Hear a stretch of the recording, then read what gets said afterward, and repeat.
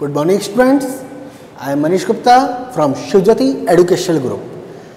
आज हम ज्योग्राफी की सेकंड बुक फंडामेंटल ज्योग्राफी, जिसका लेसन नंबर 1 है ज्योग्राफी एज डिसिप्लिन, उसको स्टडी करेंगे। ओके, तो बात आती है कि भाई आखिर में why should we study geography, क्यों पढ़े हम ज्योग्राफी को, क्या जरूरत है ज्योग्राफी को पढ़ने की। तो यहां पर ये कहता है कि भाई जिस अर्थ के ऊपर हम रहते हैं, सरफेस के ऊपर, हमारी जो सराउंडिंग्स है कई तरह की चीज़ों से अफेक्टेड होती है। We depend on the resources, जो अर्थ के ऊपर हमारे जो रिसोर्सेज अवेलेबल हैं हम उनके ऊपर डिपेंडेंट हैं, उनको हम यूज में ले रहे हैं। जो प्रिमिटिव सोसाइटीज़ थी वो प्लांट्स हैं, एनिमल्स हैं, उनके बेस के ऊपर रन करती थी। फूड, शेल्टर, ड्रेस, ये सब कुछ हमारी किस चीज़ को डिपेंड करते हैं, क्लाइमेट के ऊपर। आज हम अगर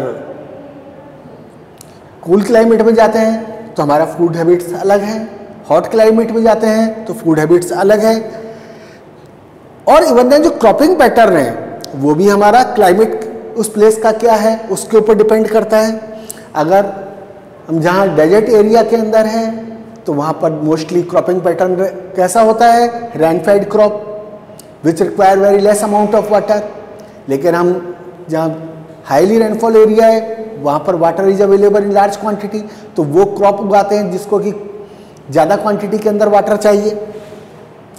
तो to know the changes taken place throughout the geological time, तो लगातार चेंजेस होते रहते हैं किसके अंदर, हमारे क्लाइमेट के अंदर भी, हमारे जो क्या बोलते हैं जो रिसोर्सेज हैं डेवलप हुए हैं किस तरह से डेवलप हो रहे हैं, कब ख़त्म होते जा रहे हैं, उनको भी देखना पड़ता है। To know the lands and people, जो किस टाइप के हमारे रिलीफ फीचर्स हैं लैंड के, उसके ऊपर कैसे लोग रह रहे हैं। Develop skill to convert globe to map, यानी जो हमारे अर्थ सरफेस है उसको हम ग्लोब या मैप के ऊपर कैसे बनाएं, और जो विजुअल सेंस है अर्थ सरफेस के ऊपर उसको हम कैसे शो करें। तो अब आता है कि भाई आखिर में what are the recent techniques that help the geographers to understand the earth surface. कौन सी टेक्निक्स है, दो टेक्निक को बताया गया है। एक है जीआईएस, यानी GIS means geographic information system, या फिर इसको अपन ये भी कह सकते हैं जीपीएस, जो आप लोग काम में लेते हैं अपने गूगल्स वगैरह के ऊपर, ग्लोबल पोजिशनिंग सिस्टम। और सेकंड सिस्टम है कंप्यूटर कार्टोग्राफी। अब आता है हमारा व्हाट इज ज्योग्राफी, यानी ज्योग्राफी क्या है।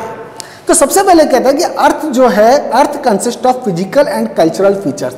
अब कई तरह के फीचर्स हैं अर्थ के ऊपर, फिजिकल फीचर्स अलग हैं, कल्चरल फीचर क्या है अलग हैं। अब ये फिजिकल फीचर और कल्चरल फीचर क्या होते हैं ये आगे वाली स्लाइड्स के अंदर आएगी, मैं आपको तो बताऊंगा कि they are different from one place. अब ये हर जगह के ऊपर जो फिजिकल और कल्चरल फीचर है वो बिल्कुल अलग अलग है। जो ये डिफरेंसेस है ये हमें क्या हेल्प करता है, फिजिकल और कल्चरल फीचर के बीच के अंदर रिलेशन को मेंटेन करने के अंदर हेल्प करता है। और physical features provided the stage and human society enacted the drama to develop their skills, यानी जो फिजिकल फीचर है वो किस तरह से नेचर अलग अलग स्टेज के अंदर डेवलप हुई है, और जो कल्चरल फीचर है वो किस तरह से डेवलप हुए हैं उसके बारे में बताता है। जबकि ह्यूमन सोसाइटी अपनी स्किल के बेस के ऊपर, जो उसके पास में एग्जिस्टिंग टेक्नोलॉजी थी उसके बेस के ऊपर उन्होंने नेचर को किस तरह से मॉडिफाइड किया है अपने सुटेबल लिविंग के लिए, अपने तरीके से उसको आरामप्रद बनाने के लिए किस तरह से उसने मॉडिफाई किया है, वो सारी स्टडी हमारी किसके अंदर आती है, ज्योग्राफी के अंदर आती है। अब हु वाज द फर्स्ट, यानी कौन सा पर्सन था जिसने कि सबसे पहले ज्योग्राफी का वर्ड्स यूज किया था। तो सबसे पहले ज्योग्राफी का वर्ड्स यूज किया था एरेटोस्थेनस ने, जो कि एक ग्रीक स्कॉलर था, और 276 बीसी टू 194 बीसी तक चला, या उसका बर्थ 276 बीसी में हुआ और डेथ हुई थी उनकी 194 बीसी में। अब ये जो ज्योग्राफी जो वर्ड्स है ये ग्रीक लैंग्वेज से लिया गया वर्ड है। जियो का मतलब होता है अर्थ और ग्राफस का मतलब है डिस्क्रिप्शन, यानी ज्योग्राफी का मतलब क्या हुआ, डिस्क्रिप्शन ऑफ द अर्थ, यानी अर्थ को डिस्क्राइब करना, अर्थ हमारी कैसी है उस चीज को डिस्क्राइब करना। ये वो पर्सन था। अब आता है how can we say that the earth is a multidimensional. अब मल्टी डायमेंशनल यानी हमारे क्या क्या फिजिकल फीचर्स हैं और क्या क्या कल्चरल फीचर है। तो मैंने जो आपको कहा कि फिजिकल फीचर्स में हमारे क्या आते हैं, geology, pedology, oceanography, botany, zoology, metrology, ये सब हमारे किसके अंदर हैं, फिजिकल फीचर। और जबकि कल्चरल फीचर क्या है अर्थ के, economics, history, sociology, political science, anthropology. तो इन सारी चीजों की हम इसके अंदर स्टडी करते हैं। How does geography differ from other subject, यानी इनका रिलेशन क्या है ज्योग्राफी के साथ में और ये किस तरह से दूसरे सब्जेक्ट से अलग है। तो geography differ from other subject in terms of matter and methodology. अब ज्योग्राफी क्या बताती है, data from social science and natural science का जो डेटा उस हमारे पास में कलेक्ट हुआ है उसको डिस्क्राइब हम किसके थ्रू करते हैं, ज्योग्राफी के थ्रू करते हैं। नेक्स्ट है what do you mean by aerial differentiation. अभी एरियल डिफरेंशिएशन क्या है, यानी जो a central concept of aerial differentiation is that the surface of the earth may be divided into regions. यानी हमारी जो अर्थ की सरफेस है वो अलग अलग रीजन्स के बीच में डिवाइडेड है, which may be distinguished and categorised using various spatial, जो कि लोकल बेसिस के ऊपर अलग अलग तरीके से उसको कैटेगराइज किया गया है। तो जब भी कोई सिमिलरिटी या डिसिमिलरिटी फिजिकल और कल्चरल फीचर्स के बीच में क्रिएट होती है अर्थ सरफेस के ऊपर, उसी को ही क्या कहा जाता है, aerial differentiation.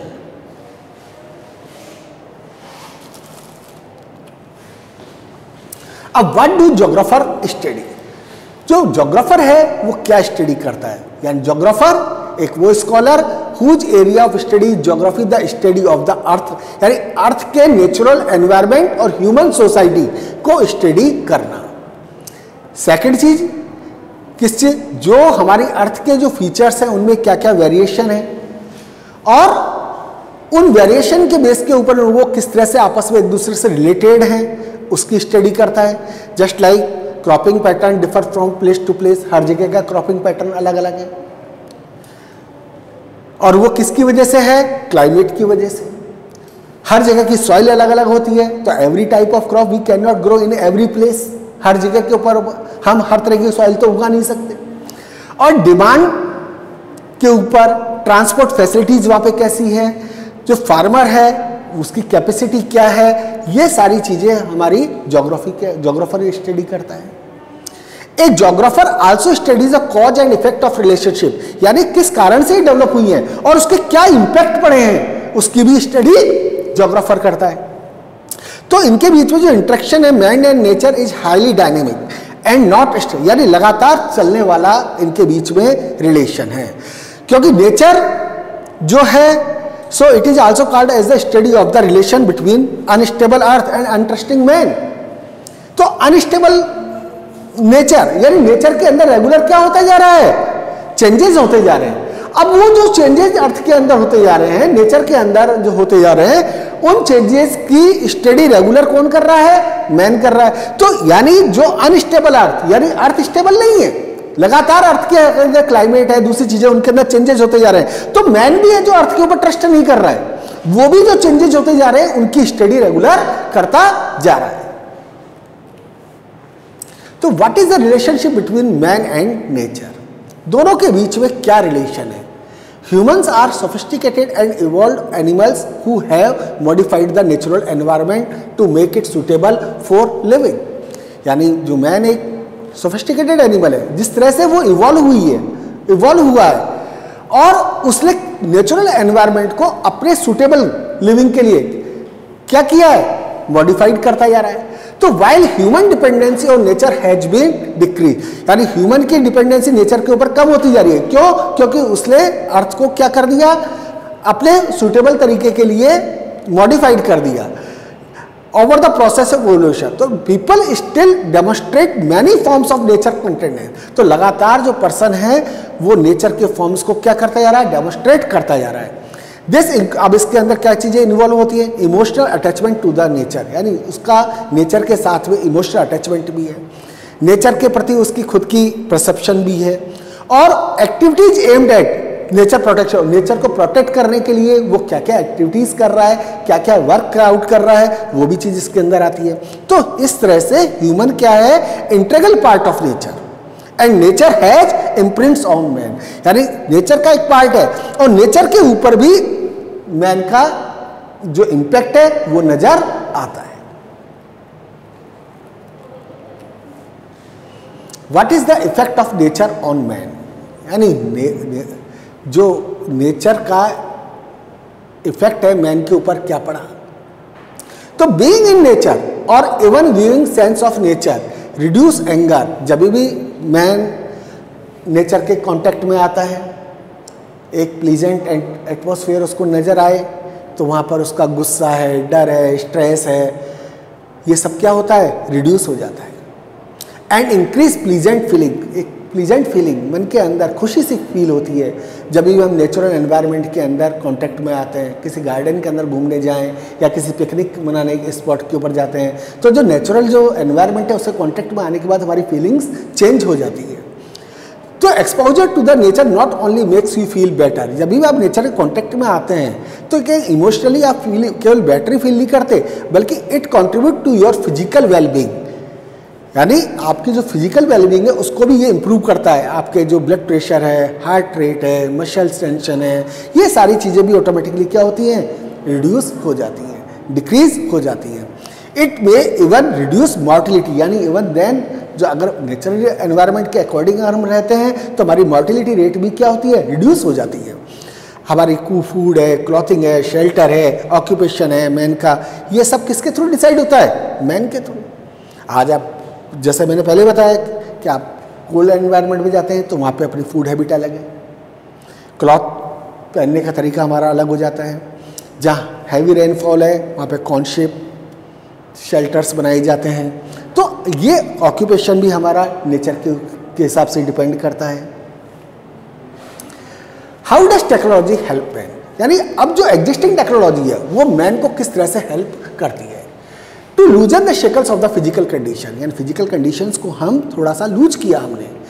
To develop resources and utilise them, जो अर्थ के ऊपर जो रिसोर्सेज है वो सारे रिसोर्सेज को अवेलेबल जो है हमारे पास टेक्निक, उसके बेस के ऊपर हमने उनको डेवलप किया और उनको किस तरह से यूटिलाइज में लेना है जिससे कि वो हमारी लाइफ को बेटर बना सके।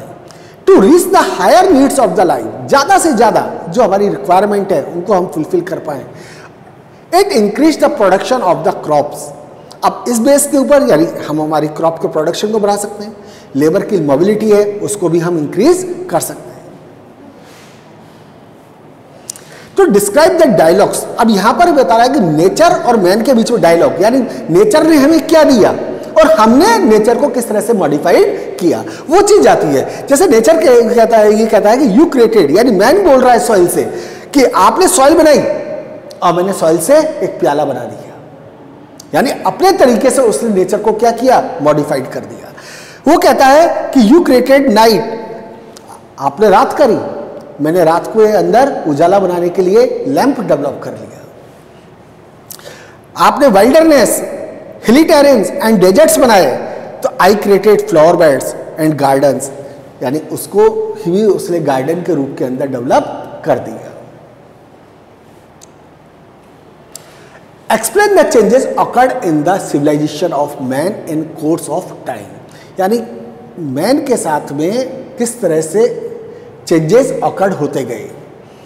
तो man move from stage of necessity to stage of freedom, यानी किस तरह से मैन डेवलप होता गया और उसने अपनी डेवलपमेंट के साथ में अपनी जो एक्टिविटीज है उसको किस तरह से उसने फ्रीली यूज में लिया। Created new possibilities from the nature, nature के बेस के ऊपर नई नई पॉसिबिलिटीज उसने निकाली। We find now humanised nature and naturalised man, यानी अपनी एग्जिस्टिंग टेक्नोलॉजी जो उसके पास में मौजूद थी उसके बेस के ऊपर उसने नेचर को क्या कर दिया, मॉडिफाइड कर दिया। तो that is humanised nature and naturalised man, यानी मैन है जो नेचर से रिलेटेड हो गया। Space got organised with the help of transport, अब इन दोनों के बीच में जो गैप था वो किसके बेस के ऊपर कवर हुआ, ट्रांसपोर्ट के बेस के ऊपर। Particular thing which is available not only for the particular place, then kind of thing is also available to the other place. किस बेस के ऊपर? क्योंकि with the help of the transportation के base के ऊपर हमने उसको क्या कर दिया, दूसरी जगह के ऊपर अवेलेबल करा दिया। कम्युनिकेशन के बेस के ऊपर हम हमारे जो मैसेजेस है उनको हमने कन्वे कर दिया। Which are the 3 questions concern with geography. अब कौन कौन से क्वेश्चन है जो ज्योग्राफी से रिलेटेड आते हैं? तो इसके अंदर मेन चीज आती है what, where and why. 3 questions आते हैं। तो 3 क्वेश्चन के अंदर व्हाट का मतलब यहां पर है कि हमारी अर्थ सरफेस के ऊपर कौन कौन सी चीजें, क्या क्या चीजें अवेलेबल हैं। तो सब question are related to the identification of the pattern of the natural cultural feature as found over the surface of the earth surface के ऊपर हमारे कौन कौन से natural feature, cultural features available है, वो सारी चीज क्या क्या चीजें अवेलेबल है, इन चीजों को हमने क्वेश्चन में रखा व्हाट। सेकेंड ये कहता है वेयर। अब ये जो नेचुरल फीचर्स है या ह्यूमन और कल्चरल फीचर्स जो है हमारे अर्थ सरफेस के ऊपर कहां कहां पर अवेलेबल है, that is also very important चीज। तो इन चीजों को हमने कहां पे रखा, वेयर के ऊपर रखा। यानी सब questions are related to the distribution of the natural and human cultural features. कौन कौन से natural features, human features, cultural features कहां कहां पर अर्थ सरफेस के ऊपर अवेलेबल है, वो चीज कहां पर आती है, वेयर के अंदर। अब थर्ड क्वेश्चन किससे रिलेटेड है, एक्सप्लेनेशन और the casual relationship between features and the process. यानी ये जो फीचर्स हैं और उन फीचर्स को हमने किस किस तरीके से उनको डेवलप किया है, क्यों डेवलप किया है, ये चीज भी हमारी किसके अंदर आती है, वाई के अंदर आती है। तो this aspect of geography is related to the question why. How can we say that geography is an integrated discipline. यानी जो ज्योग्राफी है हमारी वो किस तरह से आपस के अंदर जुड़ी हुई है। तो it is a discipline of synthesis. अब इसके अंदर क्या क्या चीजें इंक्लूड होती है, सेप्टियल एंड टेम्पोरल सिंथेसिस, यानी जो वहां पर जो लोकल वेरिएशन है वो चीज आती है, और टेम्पोरल सिंथेसिस यानी जो अपन कह सकते हैं कि टेम्परेरी जो अरेंजमेंट होते हैं वो चीज इसके अंदर इंक्लूड होती है। तो it approach is holistic in nature, पूरा सब चीज को नेचर ने अंदर अपने आप के अंदर समाहित कर लिया है। तो it recognise the fact that the world is a system of interdependence. मतलब वर्ल्ड के अंदर या नेचर के अंदर जो भी चीजें अवेलेबल है आपस के अंदर ये इंटर रिलेटेड है या एक दूसरे के ऊपर डिपेंडेंट है। तो the present world is a global village. तो इस बेस के ऊपर पूरा वर्ल्ड क्या बन गया है, एक पूरे छोटे से गांव के अंदर से विलेज के रूप में डेवलप हो गया है। तो यानी द इफेक्ट अब ये किस बेस के ऊपर हुआ है, पूरा विलेज ट्रांसपोर्ट एंड कम्युनिकेशन के बेस के ऊपर पूरे वर्ल्ड को एक यूनिफाइड विलेज के रूप के अंदर डेवलप कर दिया गया है। यानी the efficient transport and communication help the world to become unified village. पूरे वर्ल्ड के अंदर उसको एक यूनिफाइड विलेज के रूप में डेवलप कर दिया गया है। जो ऑडियो विजुअल मीडिया है उसके बेस के ऊपर ये जो डेटा हमारे पास अवेलेबल है उसको और भी हमने रिच बनाया है। जो टेक्नोलॉजी प्रोवाइड हुई है या हमारे पास अवेलेबल थी, technology provided better chances of monitoring natural phenomena. यानी नेचर अर्थ के ऊपर, नेचर के ऊपर जो जो भी फेनोमेना इंसिडेंट घटित हो रहे हैं उनकी भी हम क्या कर सकते हैं, मॉनिटरिंग कर सकते हैं। और as well as the economic and social parameter के बेस के ऊपर उसको हम एवुलेट कर सकते हैं। तो geography as an integrating discipline has interface with numerous natural and social science. आपस के अंदर इनका एक कॉम्बिनेशन है। What is the basic objective of science and social science. अब इनका बेसिक ऑब्जेक्टिव क्या है, जो बेसिक एम है साइंस और सोशल साइंस का, is to understand the reality of the nature. Nature की वास्तविकता का पता लगाना मेन इसका वो है। अब इनके हम बात करें कि रिलेशन ऑफ ज्योग्राफी दूसरे सब्जेक्ट के साथ में कैसे है, तो एक इसको पाई चार्ट के रूप में डेवलप किया गया है। यानी फील्ड ऑफ ज्योग्राफी के क्या है, जैसे मेट्रोलॉजी का मतलब क्लाइमेटोलॉजी से है, हाइड्रोलॉजी ओशनोग्राफी, पेडोलॉजी ये सॉइल ज्योग्राफी को रिलेटेड करता है, बॉटनी ये फाइटो ज्योग्राफी है, जूलॉजी आपकी जू ज्योग्राफी से रिलेटेड है। तो ये पूरा एक तरह से क्या है, फील्ड है ज्योग्राफी के, जो कि अलग अलग बेसिस के ऊपर हम इसको डेवलप करते हैं। और ज्योग्राफी इन्हीं फील्ड्स के बेस के ऊपर क्या करता है, स्टडी करता है। How do other subject help geography. अब दूसरे सब्जेक्ट ज्योग्राफी को किस तरह से आपस के अंदर इंटीग्रेट करने के अंदर हेल्प करते हैं। तो हिस्ट्री किस चीज के अंदर हेल्प करती है? Help in knowing the man made activities. जो मैन मेड एक्टिविटीज हैं, जस्ट लाइक जैसे फिजिक्स मैन मेड एक्टिविटीज है, उनकी हिस्ट्री क्या है उसके बारे में हमें पता चलता है। फिजिक्स जो हेल्प करती है जो क्लाइमेट और मैन के जो डेटाज हैं उनको कैलकुलेट करने के अंदर। इकोनॉमिक्स जो ह्यूमन एक्टिविटीज़ हैं, हमारे कंट्री का किस तरह से डेवलपमेंट हो रहा है, वो सारी चीज़ें हम इकोनॉमिक्स के अंदर स्टडी करते हैं। The geographical factors modified the course of history, यानी जो ज्योग्राफिकल फैक्टर हैं वो समय के साथ साथ क्या होते गए, मॉडिफाइड होते गए। The changes in the climate has influence on the occupation.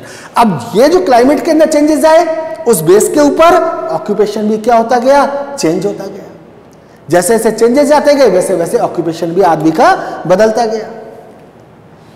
Physical geography and natural science, यानी अब यहां पर ये कह रहा है कि जो रिलेशन है ज्योग्राफी का और नेचुरल साइंस का क्या है।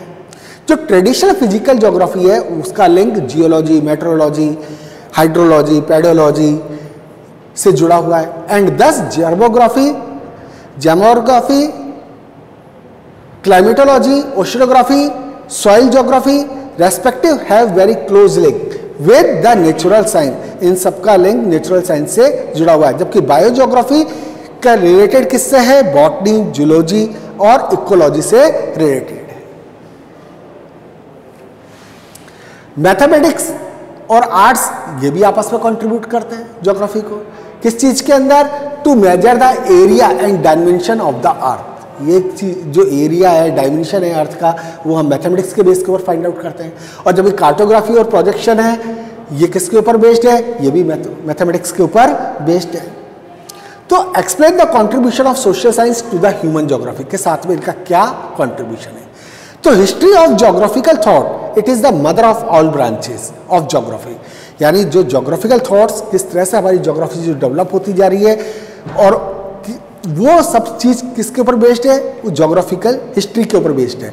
अब यानी इसके अंदर क्या क्या चीजें आती है, सोशियोलॉजी, पॉलिटिकल साइंस, इकोनॉमिक्स, ये क्या प्रोवाइड करती है, सोशल रियलिटी। और जबकि पॉपुलेशन है, ये डेमोग्राफी के बेस के ऊपर स्टडी की जाती है। यानी ये कह सकते हैं कि डेमोग्राफी का मतलब क्या है, पॉपुलेशन को स्टडी करना। कौन सा एरिया आपका डेंसली पॉपुलेटेड है, कहां पर ज्यादा पॉपुलेशन रह रही है, ये सारी चीजें डेमोग्राफी के ऊपर आती है। अब branches of geography based on systematic approach. अब इसको जो इंट्रोड्यूस किया था अलेक्जेंडर वॉन हम्बोल्ट, एक जर्मन ज्योग्राफर था, उसने इस चीज को डेवलप किया था। ये आपका ब्रांचेस ऑफ ज्योग्राफी जो कि सिस्टमेटिक अप्रोच के बेस के ऊपर, यानी physical thought, principles of geography, methods and techniques, human. अब जो प्रिंसिपल ऑफ ज्योग्राफी है ये ज्योग्राफिकल थॉट और ह्यूमन इकोलॉजी जो कि लैंड और ह्यूमन से इंटरेक्ट करती है। मेथड्स एंड टेक्निक्स ये कार्टोग्राफी और फील्ड सर्वे का, और quantitative and geo informatics, GIS, GPS, LIS, ये सारी चीज़ें आती हैं। इंटरफेस ज्योग्राफी, अब इसके अंदर क्लाइमेटोलॉजी है, हाइड्रोलॉजी है, जेमॉर्फोलॉजी है, सोशल ज्योग्राफी है, इसके अंदर आपका प्लांट ज्योग्राफी आता है, जू ज्योग्राफी है। यानी एक पाई चार्ट के थ्रू हमने इसको एक्सप्लेन किया है। आगे की स्लाइड के अंदर सारी चीज़ें एक्सप्लेन हो रही हैं। अब ब्रांचेज ऑफ ज्योग्राफी, अब ये किसके ऊपर, सिस्टमेटिक अप्रोच के बेस के ऊपर सबसे पहले दिया, इसलिए फिजिकल ज्योग्राफी। यानी फिजिकल ज्योग्राफी के अंदर क्या चीजें आती है, जो अर्थ के ऊपर जो लैंडफॉर्म्स हैं वो किस तरह से इवॉल्व हुए और ये आपस में किस तरह से इनका रिलेटेड है। क्लाइमेटोलॉजी ये किस चीज के ऊपर बेस्ड है, encompasses the study structure of atmosphere and elements of weather, climate and climatic types and region. ये वाली चीज भी, यानी क्लाइमेटोलॉजी जो हमारा क्लाइमेट है, वेदर है और किस किस रीजन के अंदर कैसा क्लाइमेट है, ये भी चीज़ की भी चीज़ किसके अंदर आती है, फिजिकल ज्योग्राफी के अंदर।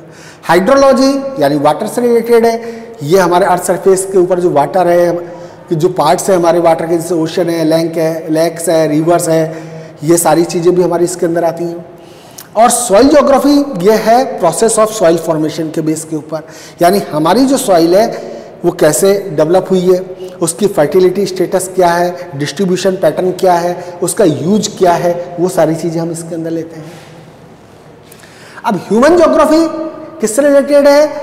ये आपके encompasses the study of society और spatial dynamic as well as cultural element. जो हमारे डायनेमिक और कल्चरल एलिमेंट है वो आपस में सोसाइटी के अंदर किस तरह से कंट्रीब्यूट कर रहे हैं। पॉपुलेशन सेटलमेंट ज्योग्राफी का, यानी रूरल एरिया में क्या है, अर्बन एरिया में क्या है, अब इसके अंदर पॉपुलेशन ग्रोथ क्या है, डिस्ट्रीब्यूशन क्या है, डेंसिटी है, सेक्स रेशो, माइग्रेशन, ये सारी चीज़ों की स्टडी इसके अंदर की जाती है ह्यूमन ज्योग्राफी में। जबकि इकोनॉमिक ज्योग्राफी जो है वो किस चीज़ की, जो हमारी इकोनॉमिक डेवलपमेंट है, इकोनॉमिक एक्टिविटीज़ हैं, वो सारी चीज़ें आती है, जैसे आपकी एग्रीकल्चर है, इंडस्ट्री है, टूरिज्म है, ट्रेड है, एटसेट्रा, ये सारी चीज़ें हमारी इकोनॉमिक ज्योग्राफी के अंदर आती हैं। अब हिस्टोरिकल ज्योग्राफी ये स्टडी करता है कि historical process through which the space get organise, किस तरह से आपस के अंदर जो स्पेस जो ऑर्गेनाइज हुआ है उनको खत्म किया जाए, उस स्पेस को आपस में लिंक करा जाए।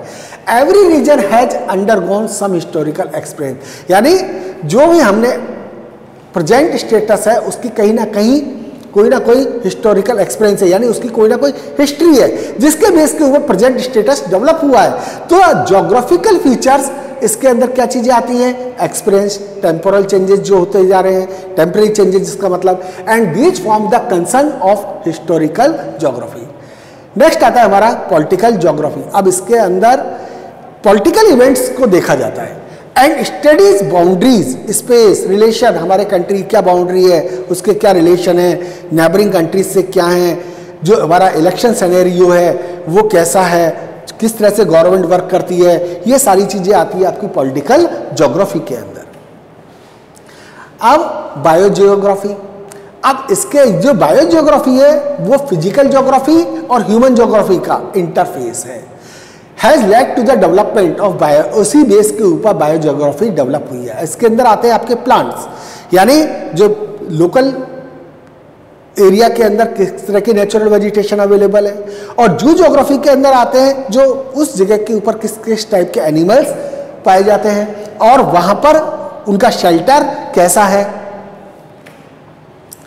इकोलॉजी ये है जो क्या बोलते हैं, अलग अलग जगह की जो स्पीसीज है, एनिमल्स स्पीसीज है, उनका हैबिटेट कैसा है उसकी स्टडी करता है। और environmental geography concern world over leading to the realisation, यानी जो एनवायरमेंट का रियलाइजेशन है उसके ऊपर लीड करता है। लैंड ग्रेडेशन कैसा है, पॉल्यूशन क्यों हुआ, अब इस किस तरह से इसको है जो क्या बोलते हैं कंजर्व किया जाए, तो ये सारी चीजें हमारी इकोलॉजी के अंदर आती हैं। अब importance of physical geography, last topic, importance of physical geography, यानी फिजिकल ज्योग्राफी की अब इंपॉर्टेंस क्या है। लास्ट टॉपिक है हमारा इस चैप्टर का कि फिजिकल ज्योग्राफी इंक्लूड्स, अब इसके अंदर क्या आते हैं, लिथोस्फीयर, एटमॉस्फेयर, हाइड्रोस्फीयर, बायोस्फीयर, यानी each element is very important. हर एक, आप लिथोस्फीयर हमारी अर्थ के ऊपर क्या क्या है, एटमॉस्फेयर में अंदर क्या क्या चेंजेस आ रहे हैं, हाइड्रोस्फीयर में क्या क्या चेंजेस आ रहे हैं, बायोस्फीयर कैसा है हमारा, ये सारी चीजें।